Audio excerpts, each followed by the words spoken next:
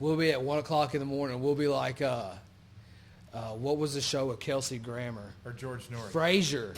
Coast to Coast with Yeah. George Norrie. Yeah. It'll be space goes coast to coast is what it'd be more like.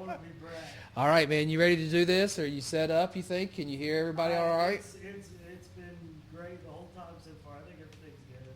All right, man. So we're going to get started here. So, John, thank you for being here. Welcome to the Recovery Lab. This is going to be our first episode. Thank you for having kind of me. what, It's an honor. Yeah. Kind of what we were discussing earlier was that we had a couple people scheduled in front of you, so you kind of get to be the first episode by default. Right on. You know, See what we can do. Yeah, you rank high up there with us, you know. But we're super glad that you could be here. We're glad that you made the trip over here to be with us. I mean, that really, well, we wouldn't have a show right now if it wasn't for you. We would have set everything up. We would have been like the girl waiting to go to the prom and her date never shows up. You know, we'd have all this beautiful equipment. You know, I couldn't leave money hanging. Yeah, that's right, man. Well, like I said, I appreciate it, dude. So kind of what the idea is that we're just going to have a conversation for a few hours or however long it lasts. The idea of the show is to go about 60 minutes to 90 minutes. And what we want to do is we want to talk about recovery. We want to talk about people's different recovery experiences. And then be able to expand on different ideas and different concepts that are out there. Being a person in recovery for just over 20 years, what I've learned is that there are a lot of different approaches. Everybody has a little bit of a different approach, and everybody has a little bit of a recovery story. So kind of what we want to do through this show is give people an opportunity, a platform, to be able to talk about their ideas and their concepts, what helped in their life, and then also to highlight local facilities, local programs, and especially faith-based programs. You know, we founded an organization called Take Action Today, and we're a faith-based recovery community organization. So we have close ties to the church, and we have most of the people in our organization come from some type of faith-based, predominantly Christian background. You know, so we want to be able to give faith-based programs in that vein an opportunity for some exposure. You know, like some of the secular programs, like a Gateway or a Centerstone gets. There are a lot of faith-based programs out there that are doing really good work. Some of them even tout statistics around 80% success rate. You know, for people staying sober after 2 years. So we really want to give some of those people a broader platform. And then we also want to bring in other organizations like yourself. So you work with Comwell, right? That's right. Okay, so would you tell me a little bit about what you guys do? Yeah, so Comwell is part of a recent rebrand. Most people would still know the agency as Human Service Center, located in Redbud, Illinois, in Randolph County. And with that, there are, I'll get this right, 3 other offices. So we have a Chester, a Sparta, and an Oakville. And then there's some other facilities within the organization as well. So it really, everything from clients with day use activities, which obviously aren't happening so much now with the COVID and things like this, but all the way through counseling and behavioral services and the thing. So it's a program, it's an agency that's been around for 20-something plus years now. I won't get it exactly right if you ask Right. me. But as you know, I have been the recovery coordinator now for 2 months. It'd be more like 2.5 months, who's counting, right? In some ways, in COVID days or COVID years, it feels like dog years, right? So, Yeah, that's like 7 years or right? 14 years. Yeah. So, but I identified a need, and I'll just tell shortly about how I sort of, wandered into this opportunity to serve the community in this way.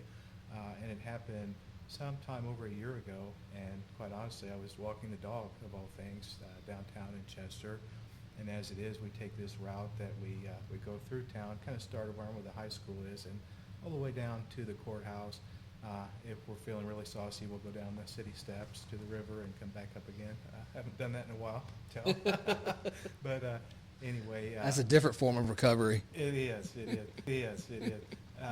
But there is it was an empty space there for some time, and there was a furniture store that had moved in.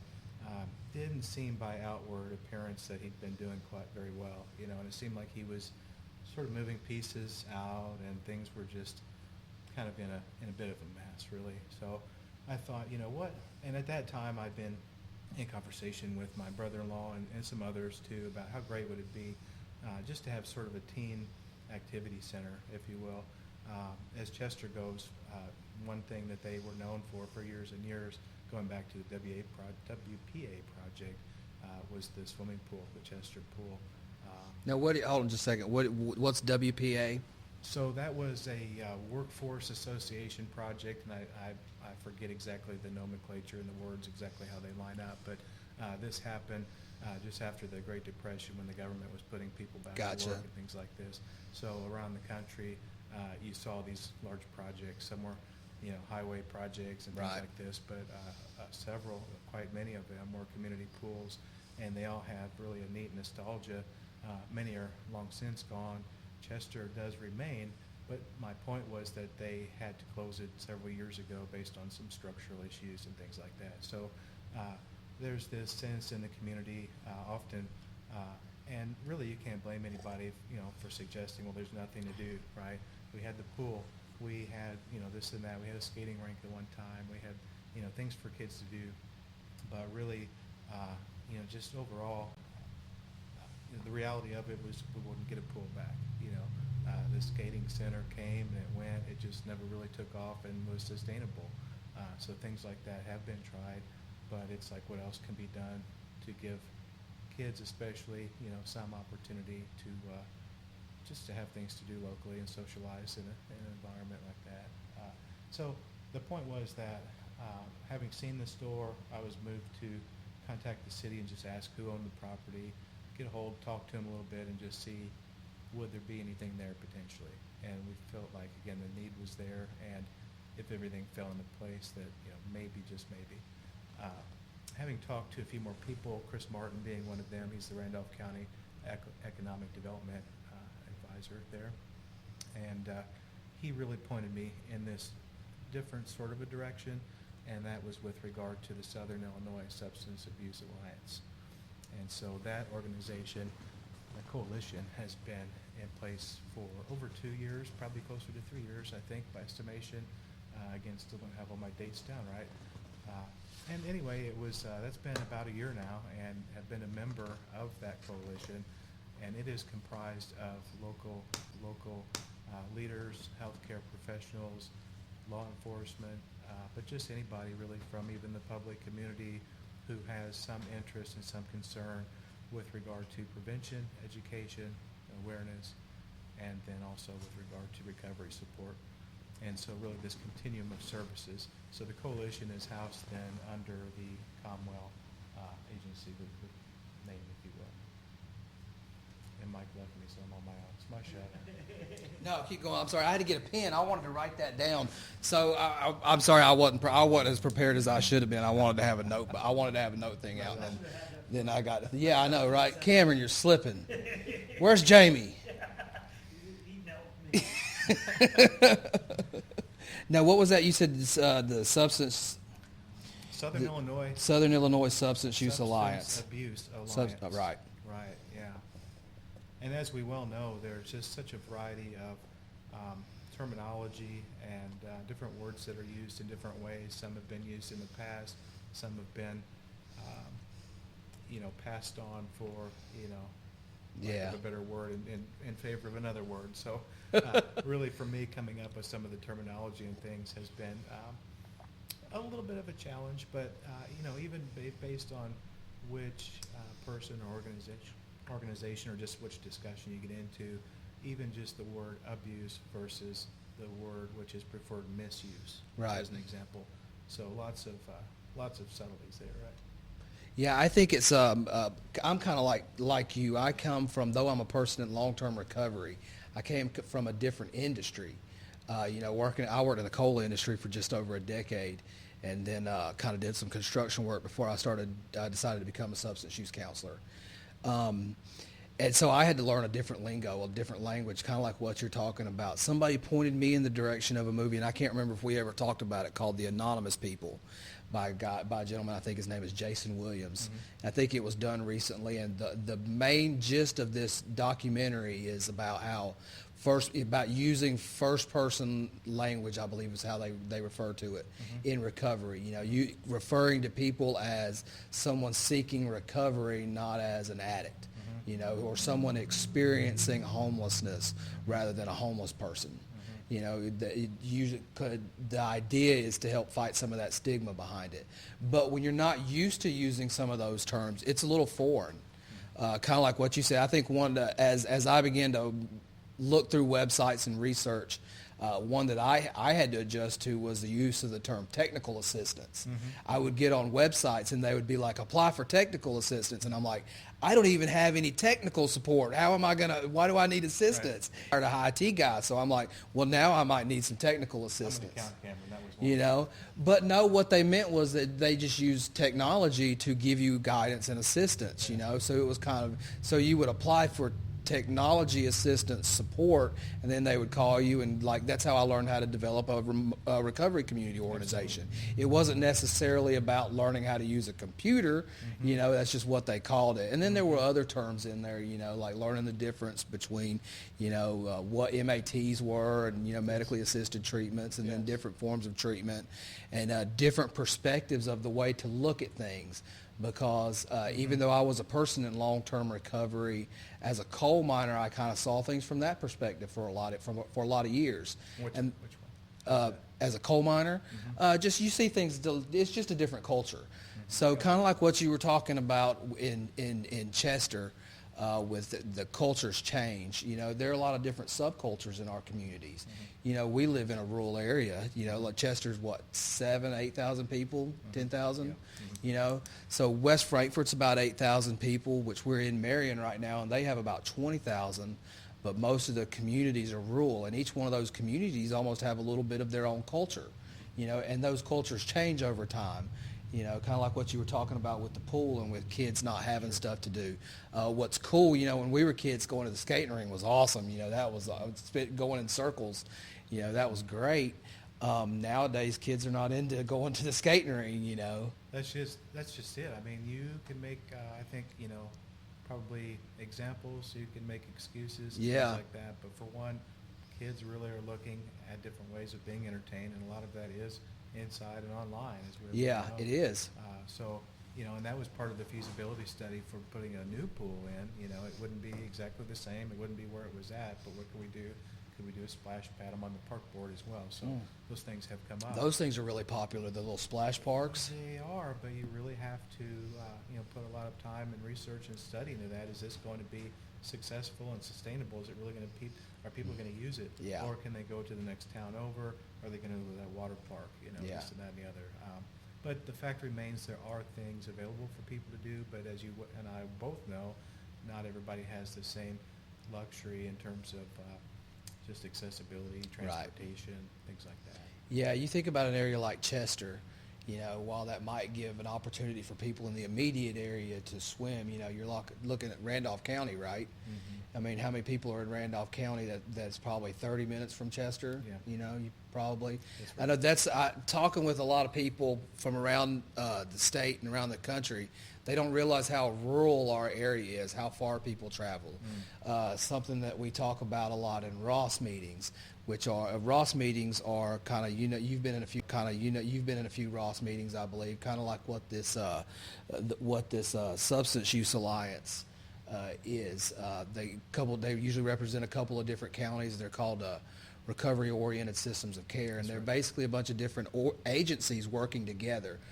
Because we live in such a rural area where things are so spread out, we don't have the resources of, say, a town that would have 80, 100, 200,000 people, you know, so we have to pull from other counties. That's right. And, you know, when you get into that, you get into people traveling an hour. You know, we talk about, especially with the medically assisted treatments that are really starting to gain momentum, even in our region. You know, people having to travel an hour and a half for a needle exchange or to get their treatment. You know, and this is a treatment that helps to keep them off of hard drugs and is probably saving their life. But when they have to travel an hour and a half, many of them don't have jobs, or many of them don't have cars. You know, so they don't have transportation. So it becomes a real issue.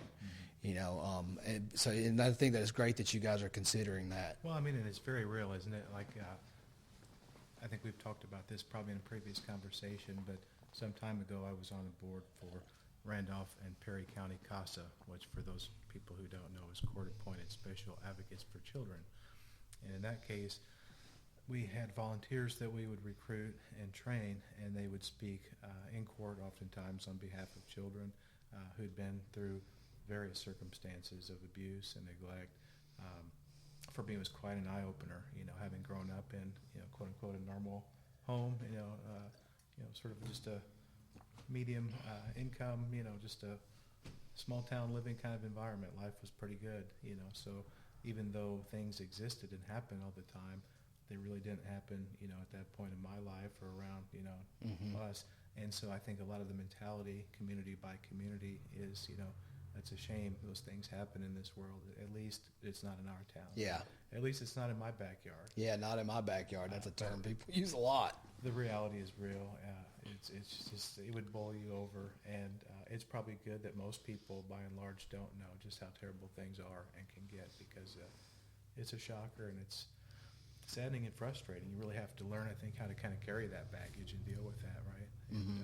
And keep your wits about you. So through that exposure over time, I think the things that impacted me the most were, seeing these court processes where these kids were lawfully removed, sometimes willingly, right? Removed, like just being separated. And it was a shame. And that really resonated with me for a long time. And then so having come into this coalition of volunteers for a very similar reason, it's really getting to, I think, the root of what social fabric is and should be about. We need to really plant ourselves where we are and work for a better community, rather than, it's easy, certainly these days, to hop on social media and to, not that I get on very much, Yeah. I mean, right? Yeah, I'm never on it.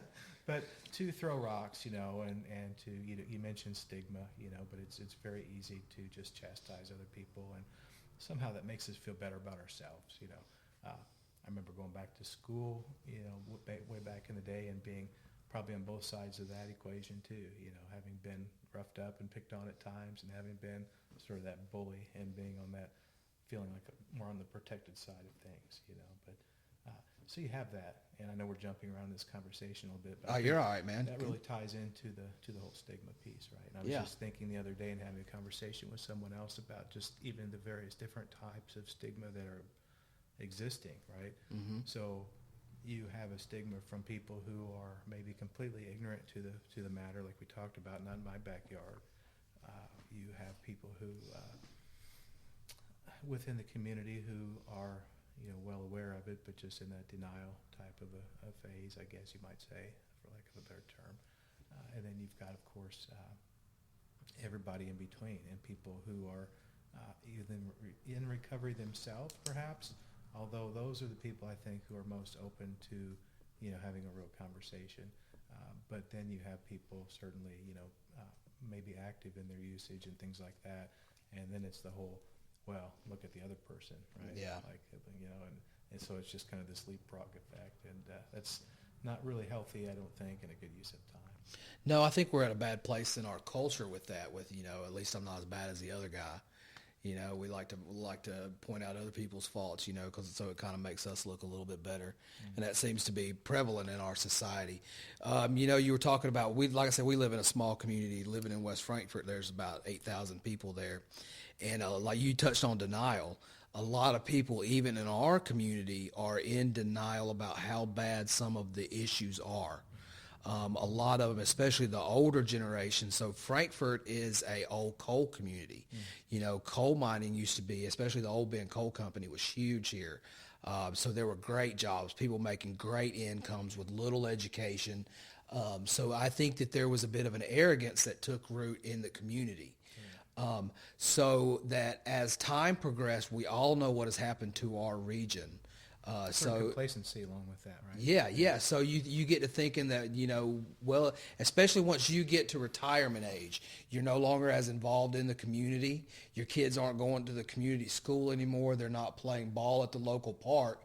You're probably just going to your church, going to your club meeting, or going to work. You're probably not socializing out in the community that much. So you don't drive through some of the neighborhoods that you used to drive through and see that 4 out of the 7 houses are now abandoned and overgrown.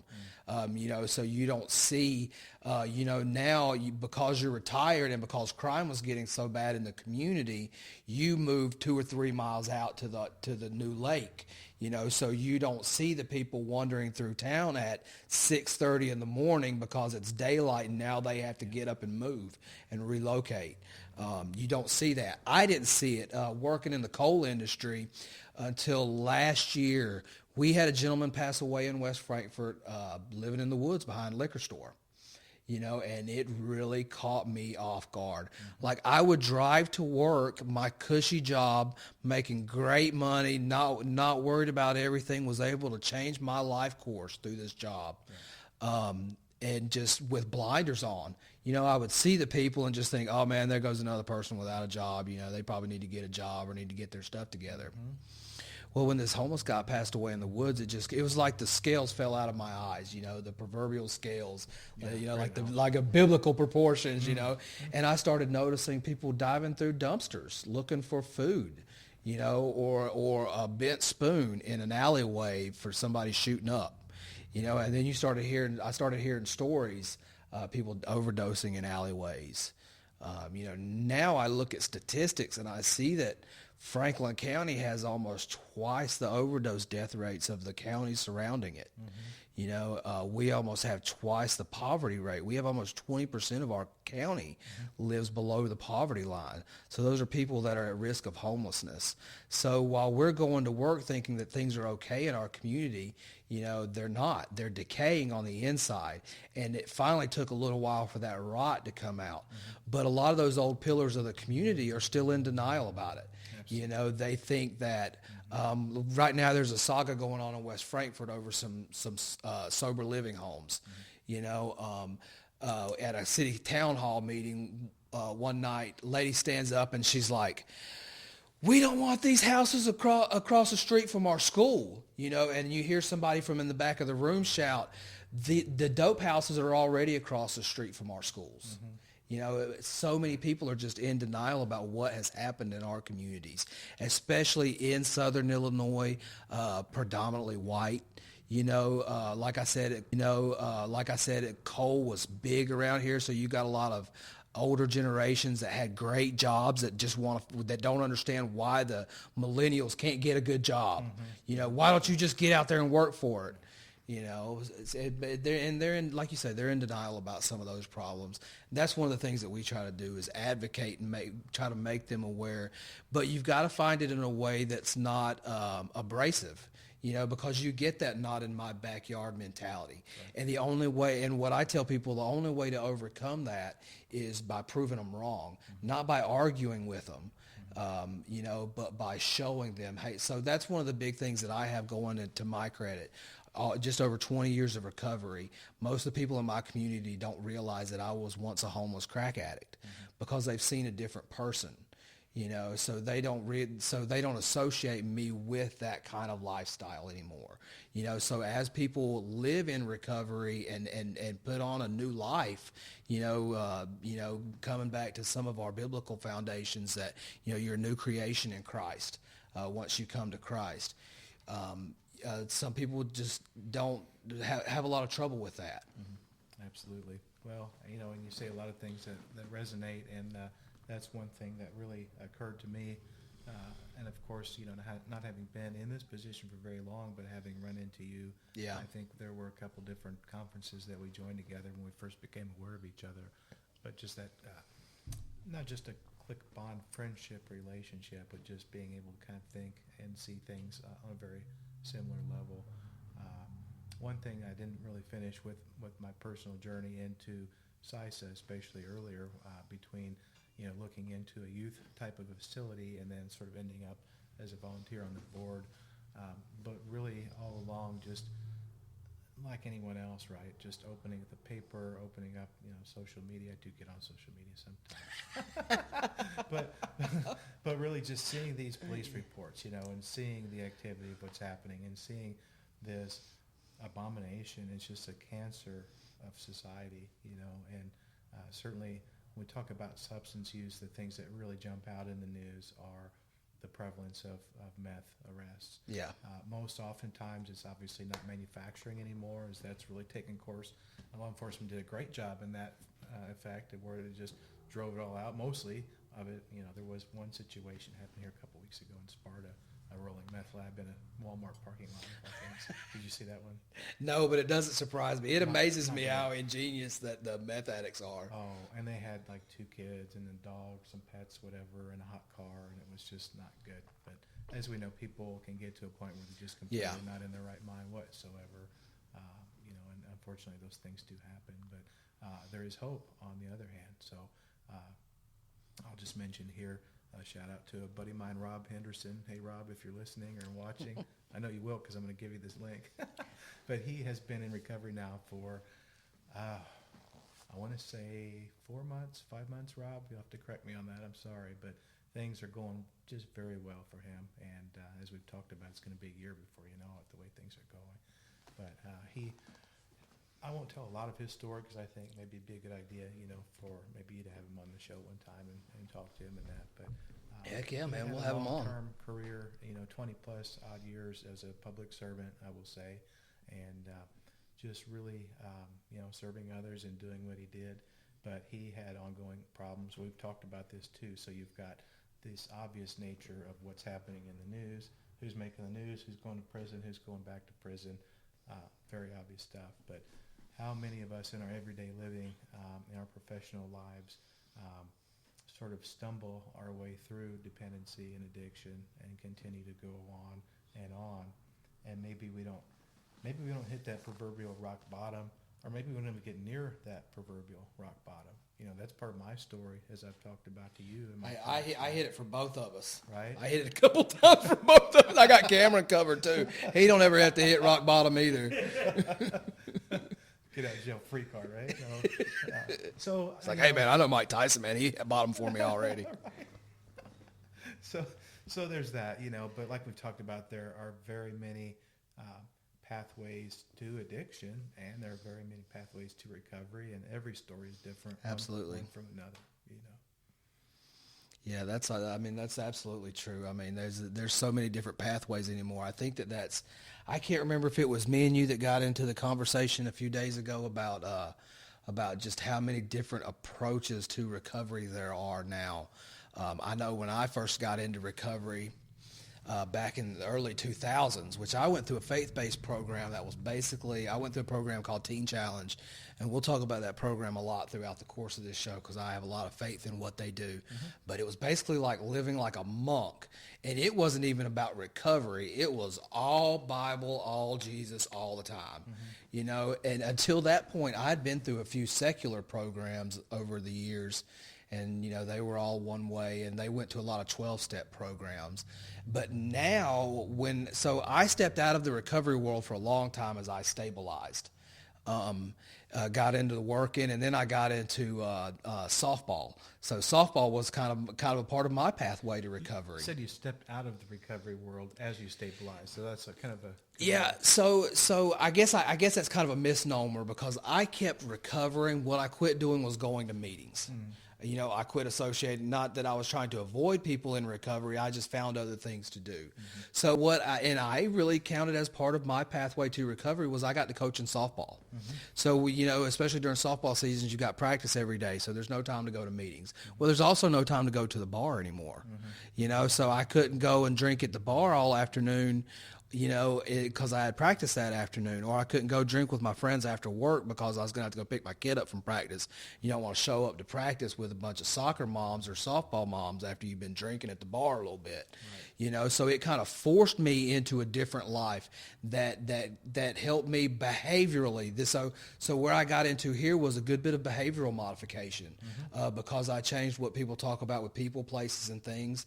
I started hanging around the softball field a lot more. I started hanging around people that talked about positivity and empowerment, so I was able to change a few things through that way, and it became a part of that's part of why softball is so important to me because it helped me get sober and it helped me point me to where I'm at now, point me in that direction. Along that same lines, I went to church all the time. I was going to church every Sunday for the most part. Over the years, I had moments where me and God weren't exactly on good terms. I've shook my fist at God a few times, and I've wrestled with him a few times, and I've avoided church a few times, but that was a part of my recovery because it gave me structure. Well, there again, if I'm going to church on Sunday, I can't exactly be at the bar on Sunday night or Saturday night, and then you start, people see you at church where you don't want them to see you at the bar. So you kind of have to modify. So that became a little bit of my pathway to recovery. So that's non-traditional. That's not a 12-step program, and so if I found a way to successfully recover, because you can't argue with the results of what I've experienced, what if there are other paths? Maybe 12 steps, maybe AA isn't the only way. Maybe Teen Challenge isn't the only way. Maybe medically assisted treatments work. Maybe if things are handled properly, maybe a Buddhist-based recovery program works. Mindfulness is huge in recovery right now, and that's based on Buddhist principles. Getting a lot of success just because mindfulness is just awesome. I will talk about mindfulness until the end of the world, but there's just so many different ways to recover now. And that's one of the things that we hope to do through this podcast and through our organization is open up people's eyes. Even though we're a faith-based recovery community, we're still open to all pathways. And we want other people to become aware of that because what worked for me might not necessarily work for somebody else. And it's important, I think, for people to understand the nature of behavioral health care and just the way the direction that it's taken over time, right? So always before, it was really the problem first. Yeah.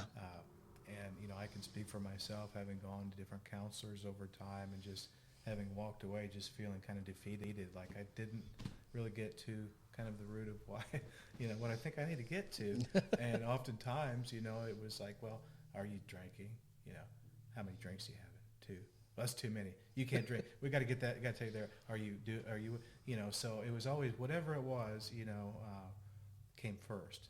And it was nowadays it really, and this surprised me, really kind of re-entering into this portion of it, right, and just learning about recovery treatment and what is available now. But just the whole idea that it is the person first. It's the whole person. And you can recover. You don't have to have ever used substances or alcohol or any of those things to have had, any type of a mental condition, maybe that you've struggled with over your life that you're finally getting a hang on. For me, I've had some pretty rough anxiety over time. I've had some pretty rough ADHD type stuff over time. I lost the keys. That's why I was late today. So I know, dude. I was worried about you. I was like, man, I hope he's not stressing out and then driving like a madman to get here. Then I'll never get my third show in because he'll be in a wreck or pulled over somewhere, and I'll never get my podcast started. You know what scared me the most, though? It wasn't like, how am I going to get to the mic where he's at today, but like, how am I going to explain to my wife that the keys were not hanging on the hook where they're supposed to be?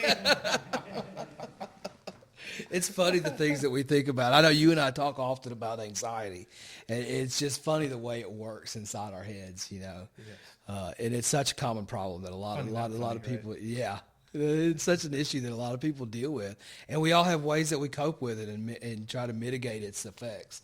I know it drives my wife crazy. I overthink everything. So I probably explained to you the issue about the tablecloth, right? Not yet. Okay, so my wife, so I went and got a table yesterday to do this, and I wanted a black tablecloth because I didn't want to just have a white table. Let's get this straight, Cameron. He wanted a black bed sheet. Yeah. Whatever. Well, it was going to be a bed sheet, and then I got some great advice from a brilliant media expert to go with something heavier. I don't know if that was fat shaming or not. But I wanted a black tablecloth. Well, my wife came home with one that was 7 feet long, and so we had to go through a quick arithmetic lesson that 8 feet and 7 feet were not the same lengths in measurement. It took a few seconds because it was in inches, so we had to do the conversion. We had to go from feet to inches. There's an app for that. Yeah, I bet we're not savvy enough. It would have probably taken us just as long to find. Anyway, so, and she's like, you're overthinking it. You can't even see the table. And I'm like, you don't even know. You don't even watch podcasts. How do you know? How are you giving me advice on my show? And you don't even watch podcasts. I need an 8-foot tablecloth, And I'm totally overthinking this tablecloth so bad. And I ended up stressing myself out about it, and it's just a tablecloth, Right. And I even pulled up some podcasts to show her that you could see, that I needed it to look right. I wasn't worried about things looking fancy, but I didn't want, I wanted a tablecloth. Well, how does that relate to everyday life? Like, we just want things to be just right. Like, It's not control. good until it's just right. It's control. It's ego, right? It's the whole thing. Yeah. It's the pride, and it just has to be right, And I don't know where it came from, but the saying of "build the plane while it's in the air," right? Yeah. Oftentimes, I reflected on that, in my work over time, and marketing or whatever business I've done. But it's just like, volunteer work, whatever it is. But it's just like, you gotta get moving. It's just like today, right? It's like whenever, Exactly. probably our first discussion, I think it might have been, and we're just kind of recounting some things and talking about what's going on, right? And like, I'm like, yeah, I got a couple of great big, hairy, audacious goals, like maybe within the next 3 to 5 years, right? It's like podcast. And I think you just lit up. You're like, Wait. You mean I started talking a lot? I don't get that, man. I'm like, wait, whoa. You telling me, you got this thing coming up? Really? So, yeah. So I should get on that. It is. What did you say? You got to build the flame while you're what I say, flame while you're flying. Yeah, that's you exactly got to build the what I plane said. while. Yeah, play it back. I think that was what I said. But that's exactly what's going on with this. Well, it's actually what's going on with my entire organization that we're building. Is that so? I don't want to start getting into a position where I sound like I'm cutting anybody's guts out, especially people that have been laboring hard in this field for years and decades. Right. With frustration because, man, it's such a difficult issue to deal with. Both of them, whether it's substance use or homelessness, they're so frustrating for a lot of people in social services. So I don't want to sound critical of them, but sometimes it seemed like they want to have meetings and they want to talk about things, and then they all go to their offices, and then they have meetings a couple months later and they talk about things a little bit more. And they've got jobs at this. It's their job. There are people out there overdosing and dying. And like I said, I don't want to get into a place where I'm trying to criticize those people because I think they're doing a great work. But it just seems like there's a part of that is necessary, but it doesn't feel absolutely necessary. So, and I'm kind of getting off down a rabbit hole a little bit with it. But it just doesn't feel like the complete, that final mile, right? So let's take the incorporation process. We've had a difficult time with our incorporation process with our organization. We filed our incorporation papers right before COVID shut everything down with the state government. So leading up to that, we were unable to recruit a CPA or anything to help out with any of this stuff. Still not getting a lot of support from any kind of banking, anybody financial to really give us direction, And like I said, all of this stuff, I joke with people about me making it up as I go because I put a lot of research and I put a lot of time and I put a lot of thought into what we do. But really, we're just kind of making things up as we go. We're kind of building that plane as we're flying, So I could have chosen to wait it around for the incorporation papers to come through, which haven't come through. They're supposed to take 2 weeks, and now it's been like 3 months, 4 months, But I decided to just keep moving with things. So a lot of the territory that we're actually blazing territory in Southern Illinois with some of our concepts in peer support. There's not a lot of knowledge, even on a state level, of some of the certifications that we're looking into for our recovery coaching program. I could have chosen to wait for people to get back to me with emails and then to email somebody. And I spent so much time waiting on hold for state offices. I finally got tired. I was like, you know what? I'm going to do all of this and I'll put these processes in motion, but I've got to get moving with my organization. Otherwise, we're going to have been around a year and not made any progress. Dealing with Verizon on the phone, right? Yeah. And the same thing with the podcast. It was a point to where, I can either wait till things are perfect or we can go ahead and start doing it. Things today, like today we were supposed to shoot 3 episodes. They've been anything but perfect, but they've been great. We got everything set up like we wanted to. We were able to play with things. We were able to get you in here. You weren't even originally scheduled to be here today. You know, what if you hadn't been able to show up today? It would have just been me and Cameron talking to each other like we had the last 4 hours, you know. And Cameron's an excellent conversationalist, let me tell you. He really is, you know, but we weren't getting anywhere with the podcast. But we need to go ahead and get started, you know, and it's that's what you have to do sometimes.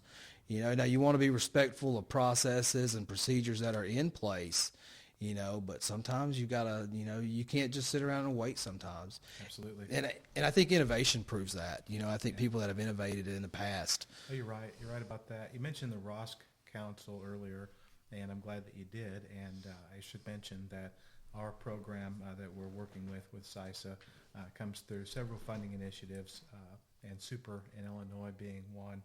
There's so many, of course, names and acronyms. Hold on. Yeah, I was going to say. So, do you want to explain what Super is? No, I don't really.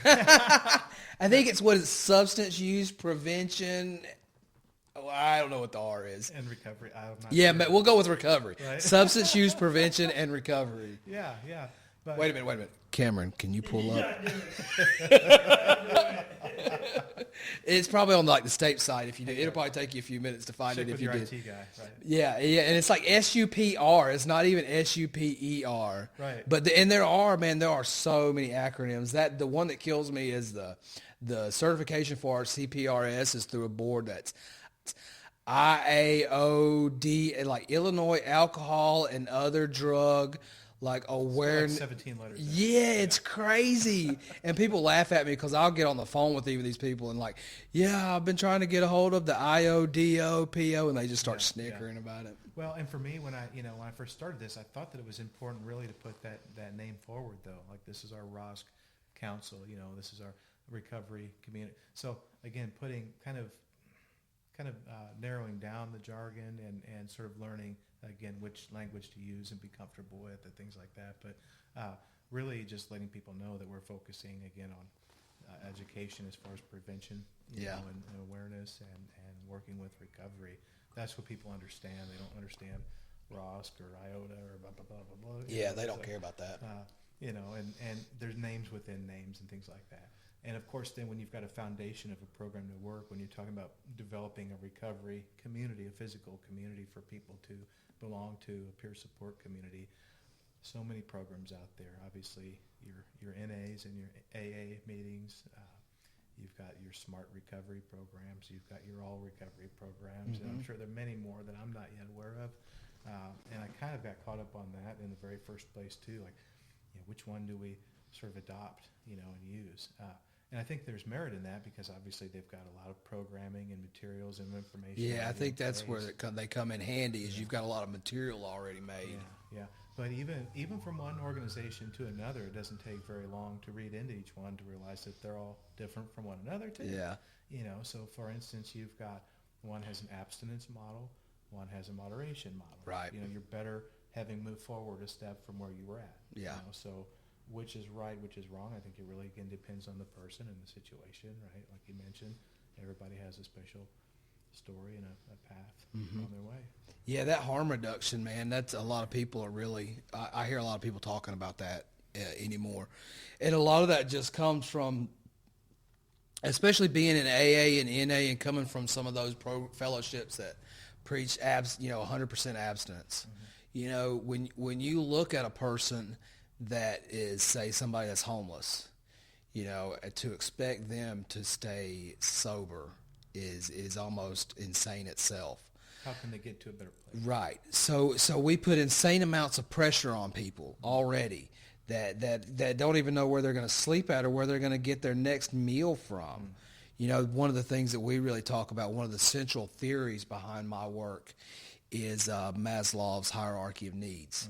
And you get into those physical needs at the base of the pyramid, and that which is, you know, shelter, food, clothing, those basic needs that we all have.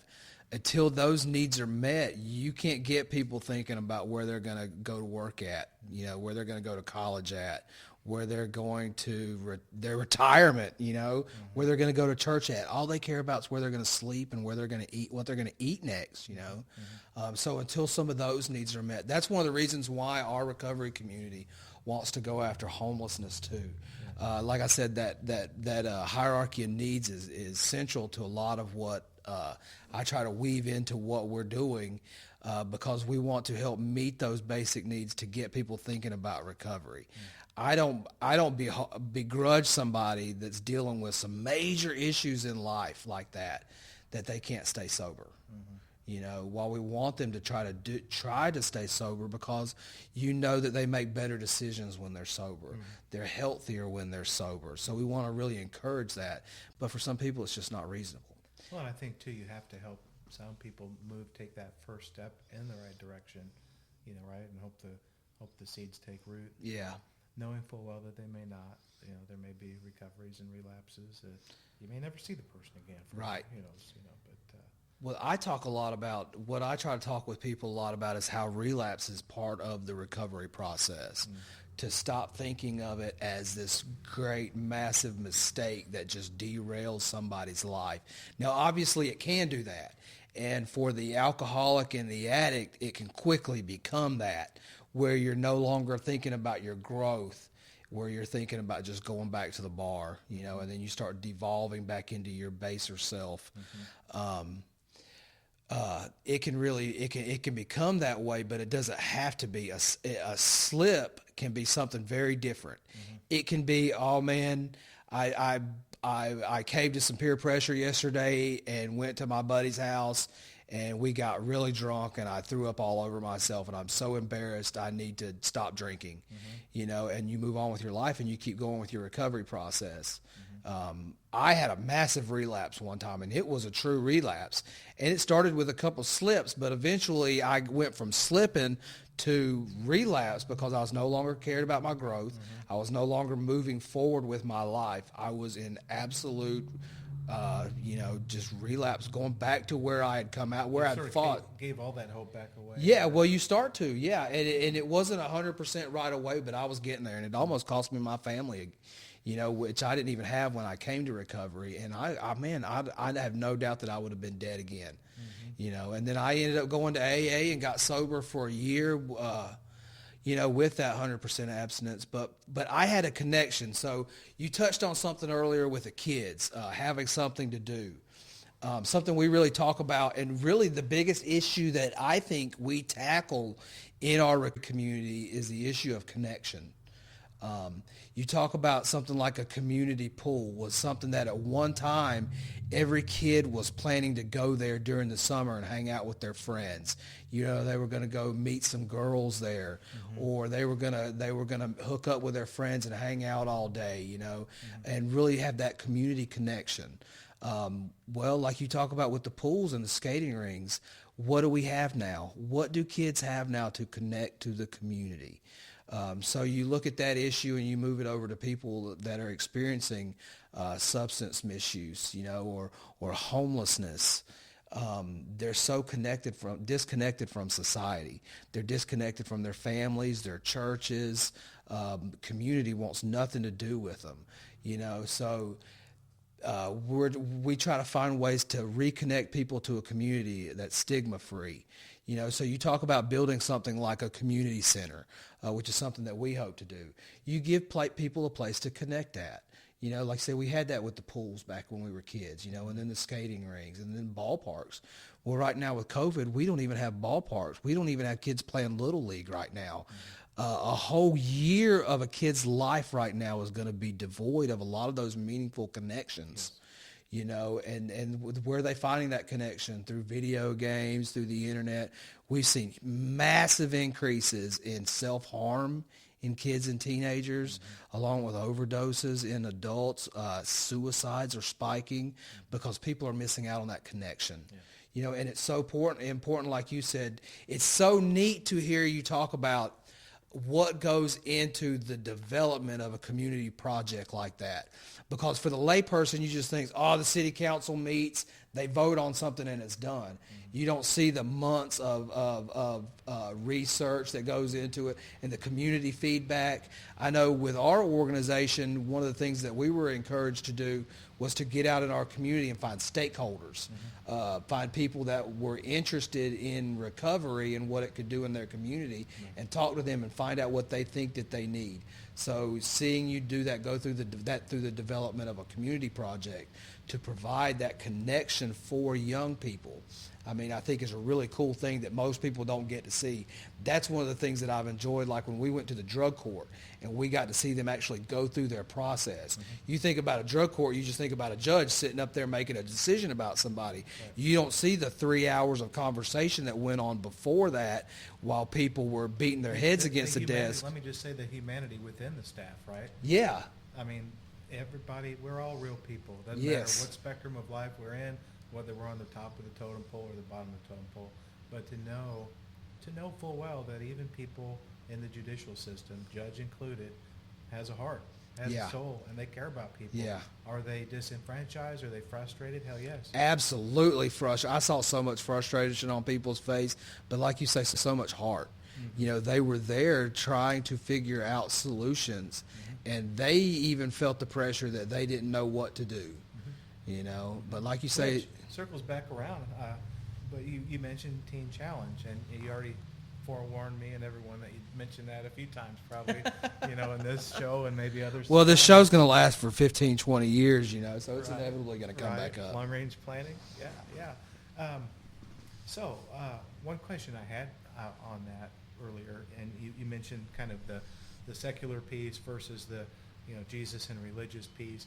And I forget, Mike, even from having talked to you before, whether you came up in some sort of maybe a faith-based, religious environment. I know not everybody does, but what was it for you at that point in time? Like, I guess my point was, how did that catch you, or how did that hit you when all of a sudden it was just like, all Jesus all the time?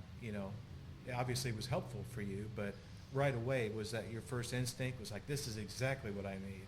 Or, yeah, well, I sat in jail waiting to go to it. I knew it was what I needed the first time I heard of it, just for the simple fact that it was going to get me out of my hometown right.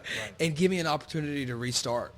And that's what I was looking for. I was, when I call it my radical salvation moment, but it was a few months before I went into recovery. It was about, if I remember best, it was August 99. It was Friday night. Me and two buddies had just spent all our money on crack. Broke. Didn't know where we were going to eat at the rest of the week. Didn't even care. At this point, me and another buddy of mine are passed out in the back seat of the dude's car. We were in a parking lot outside of an abandoned apartment me and one of the other guys kind of lived in. He had already been kicked out a few months before, but we were still crashing there anyway.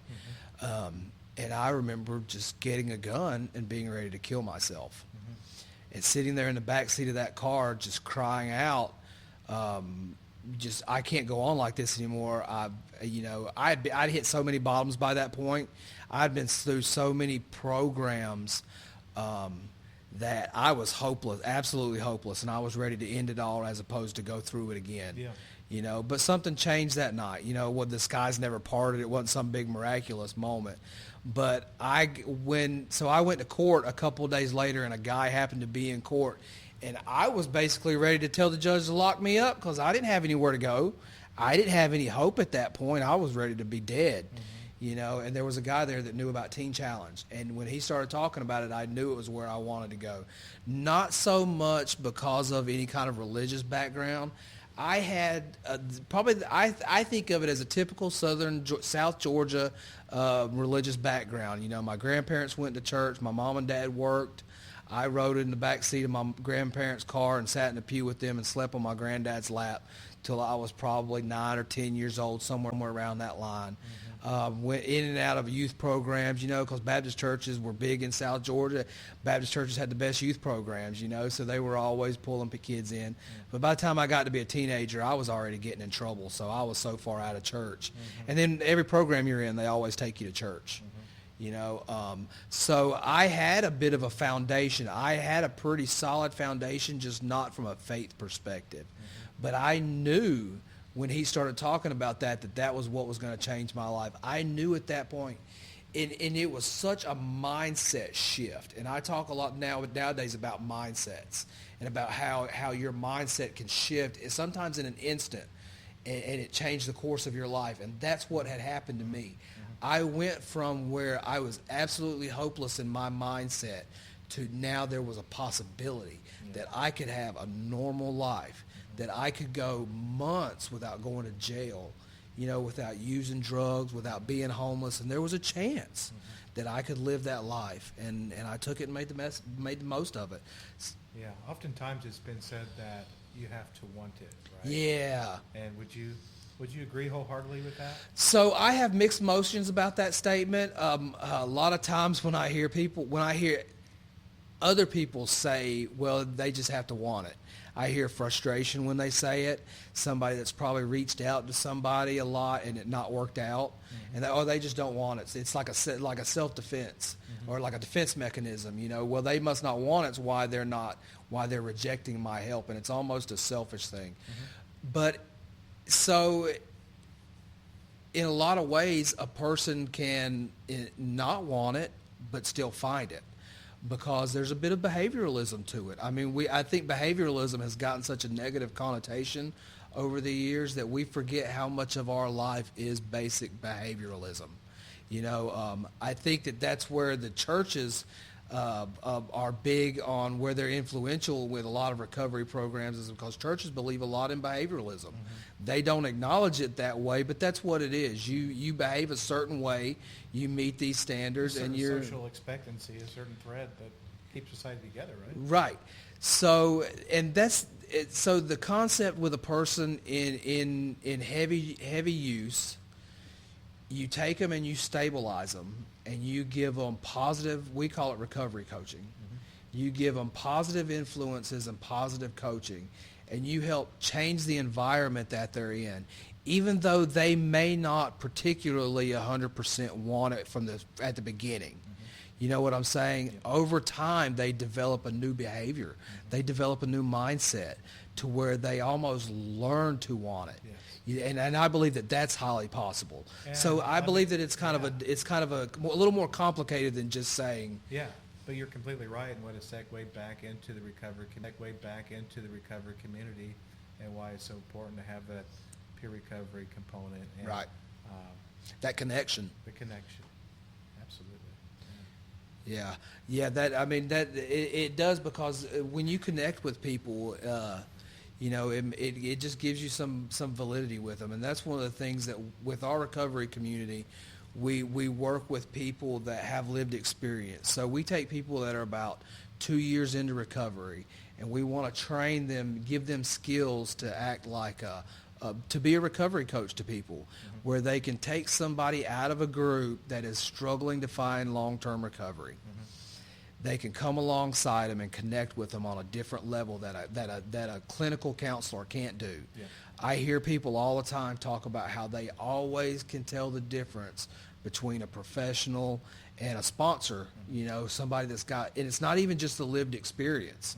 It's when you get somebody that becomes a professional for 20 years, even though, like even myself, I've got that lived experience, but my experience, my connection to it is not the same as somebody that's 2 or 3 years out of substance It's easy use. to take a shortcut. I won't, complacent may be a strong word, but if you're a carpenter, right, and you don't make that extra cut or whatever. I mean, there's a certain amount of laziness that comes, just by Yeah. human nature with anything if we do it long Cutting enough. corners. Probably, right? Yeah, it's not intentional by any means. It Yeah. happens. Yeah, so a recovery coach can give you advice and give you tips, just to kind of lead you and kind of give you some of those behavioral cues. Like with a sponsor in AA and NA, they just provide generally just accountability. So we take an approach that I heard somebody say recently that it takes 5 years for somebody to become stable in living. So that's a long time. A lot of people can't get sober 100% at the beginning of that 5 years. So like I say, a recovery coach comes alongside and they provide that connection with a person from an authentic viewpoint, from an authentic perspective. And that makes that much stronger of a connection. It's been said also that a recovery community can take as many as 20 years to develop, right, into fruition. Oh, absolutely. So it's really moving that needle. Again, it's just working with the general public and understanding the benefit to society of changing our way of thinking, of offering this recovery capital, this recovery resources, getting that recovery home within a close proximity for people, that when they come out of these medical assisted treatment programs, that they have somewhere to transition to, that they have some initial support, that they have open open doors and open arms with an Stigma employer. free. Yeah. Right, stigma free, but open doors, open arms with not just one willing employer, not two, but that many different organizations and companies are willing to understand and remember and realize that people we all have a heart, we all have a soul, and there are many of us, in fact, who are striving for recovery and just need that help, just need that extra bump.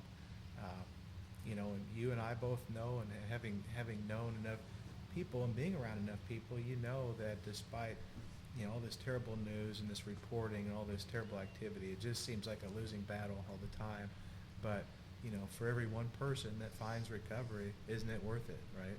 And I think also too, there was a point not long ago where a certain percentage of society maybe was never really touched or affected by it, so it was easy to deny it. Yeah. And to just resist the fact that like maybe if I just ignore it, it'll go away, right? But I think at this point, if people haven't been touched directly firsthand, lived experience, that certainly they probably have someone within their close circle of family or friends that hopefully, fortunately, has come back and has recovered themselves, or perhaps that they've lost. I've got certain friends that I've made over time that unfortunately that was the end of it for Yeah. them, and it just, and this, another friend of mine that I've talked to recently is doing well. Last year this time, I would have all but given up on it, and that's about all I could feel to do, right? And so, like, that's another thing for me, when you're an empathetic person, right, and just kind of checking that luggage when you're coming in and you're going out, but it's really hard to manage, I guess, just your own set of feelings and emotions when you're really trying to be there and be supportive of the people you care about. My mom said it great. She took a program through church over the years called Stephen Ministries, but it was one thing about not letting someone pull you down into their hole while you're pulling them up Right. out of the hole. So there's that. But it can be pretty frustrating, pretty depressing, certainly, for those who are experiencing any kind of mild or moderate to serious condition, right? But then also there is the component, as far as I'm concerned, with the recovery community and what we're really trying to build, is that strengthening that network of support around the people that need it. So, and the people that need it obviously are those supportive friends and family, and people that just need various kind of resources. So I feel like we can really pull from the community in terms of finding more and more people who truly can and are willing to identify, with these things and just look at it straight on. I think we're also living now in more of a transparent society, right, where it's just like People are definitely a lot more willing to talk about things. I mean, well, they are. look at us willing to sit here and talk about, what is basically mental illness. Right. And you and I talk openly about our own battles with anxiety, and depression or any other issues. And I talk with a lot of people. 20 years ago, that would have been unheard of, especially for men, to be able to talk about those subjects, because we are getting a lot more transparent. With something that I just recently went through was with all the social change, with all the anti-police movement going on right now. I took a position with some of that stuff where I was willing to challenge my beliefs and do it out in the open on social media, so others could see it and see that I was dealing with things like that and see me work through that. Where 20 years ago you might not have been able to see stuff like that. We post, I have a lot of people that post on Facebook now that post about mental health struggles with substance use, things that used to carry a lot of stigma. And I think that people misunderstand when people, it's not that those lifestyles are becoming more acceptable.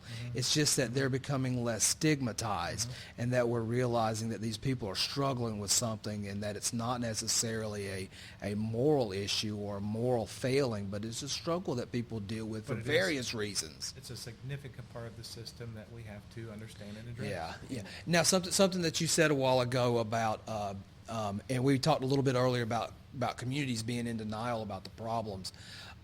We see things from such a small bubble. We live here in Southern Illinois, so in most of the places we're still dealing with a big methamphetamine epidemic. Like you talked about earlier, the big hype in all the news and with all the funding right now is the opioids. So we're dealing with that coming right behind that. But we don't know how to relate to a crack problem because we don't live in the inner city. And heroin is becoming a growing issue around here, but that's something that has generally been associated with the inner city or with the black community, Yes. where here we are in southern Illinois, predominantly white, and the opioids especially were people with good insurance. They didn't want to talk about that. Well, most of them still don't realize that they have a substance use issue. Right. They think that they're still taking their prescriptions like they're supposed to. So the more that people become aware of it, the more they realize that it's not something happening down, in that community down 20 minutes down the road in Carbondale. It's happening right here in our community, and they start, and then the more people talk about it, the more people realize. It's a valid point. And of course, we're at an intersection in society where we're realizing this more and more frequently now than we always should have anyway. But just this whole idea of cross-cultural diversity. So even though we might be in an area that's 99.1% white, there is still that black component. There still is that Hispanic or Latinx component. Right.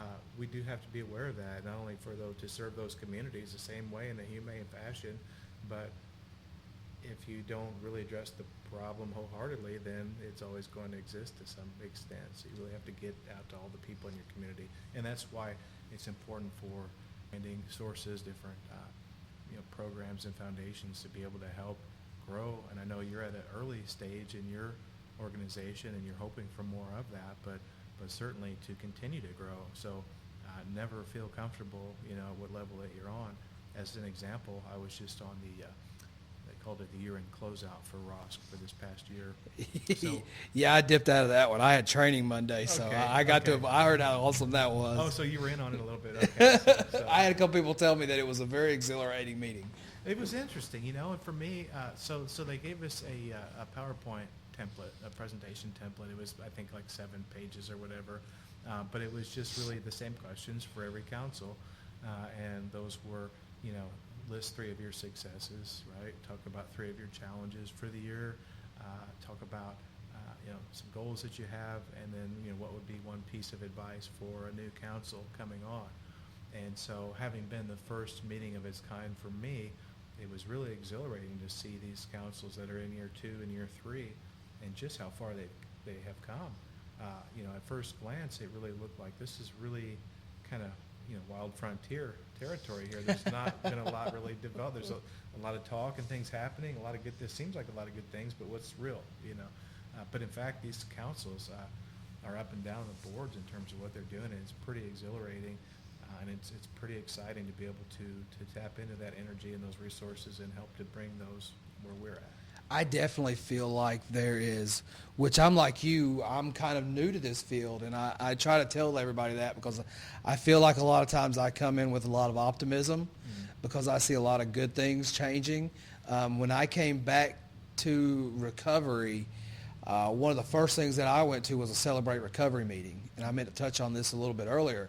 We were talking about how people have realized that people struggle with a myriad of issues. It's not just substance use, and it's not just the typical things that we think people are dealing with. There's a lot of depression, a lot of mental health issues, but just struggling with life in general. So you get a program like Celebrate Recovery where people can come and talk about just, hurts, habits, and hang-ups that they need to work on. And it was so refreshing to see such a broad perspective that it wasn't just focused on me drinking, because I always felt like that even my alcoholism and my drug use was such a small aspect of things. Now I realize that there's a lot of trauma in my background. But Celebrate Recovery takes such a broader approach, and people can really find healing and find a pathway to recovery where that might have excluded them previously because they weren't an alcoholic, but the same concepts and the same principles, still apply to things that they need to recover from. It's very hard to have a program, isn't it? Any kind of emphasis that somehow focuses directly on the people at hand, but yet is broad enough to be able to welcome a mix of people for different reasons Well, like that. It's not I an tell easy you- task. I tell you what they got there. They got that they tap into, that the churches tap into, and this is probably about the 15th time I've mentioned this, and there's no telling how many more times I'll mention it, but that connection. Man, churches have that connection down pat. And I tell people when we talk about our organization is I want to take that connection that we experience at church and take that to the substance use community and take that to the homeless people and give them something to connect in like that. And so that's really what we're kind of striving for. All too often in life, I believe, I've maybe had picked this up somewhere along, but I've been repeating it at least for a long time, but the fact that too often times we are really seeking happiness when we're looking for joy, if that makes any sense. I think so. So joy is more, has more staying power, is more long-term, and is a part of hope. Hope springs eternal, right? Right. But if we're chasing happiness, happiness is short. It's fleeting. Yeah. And happiness comes in these things that we try to fill that hole with, right? Yeah, I get happy when I eat a good pizza, man. Pineapple and ham. Hey, I've been thinking about pizza for like the past 20 Is that what that look is on your face? Or is that the light? I have to, just in the interest of full disclosure, I only slept like 2 hours. Oh, really? Yeah. I got up at 4 this morning, too. So. Because he looked like he slept one, so I... Oh, I know what the boys like. You need some more color. Yeah, I won't tell you guys about my homemade pizza from 2 nights ago. Well, what do you think? How long do you think we've been going? You probably got a clock right there, don't you? 1 hour and 15 minutes. 1 hour and Holy 15 cow. minutes. So that's about right where we want to be at. So why don't we go ahead and wrap things up? We don't really have like a big finish or anything that we're going to do. No, I expect Just we'll be back kind a of- few more times. so. Absolutely. John, I really appreciate you coming in. I appreciate the conversation. And like I said, that's what we're looking for here, is to begin to talk about some of these issues and to be able to advocate for the substance use communities and for the homeless communities, because through our advocacy, we raise awareness of what our region needs and what our communities need. And we also advocate for greater capacity of resources, so by being vocal, I got something I started with my recovery coaches, and I started calling it show up, dress up, and speak up. Which is, showing up is one of the most important things that we can do.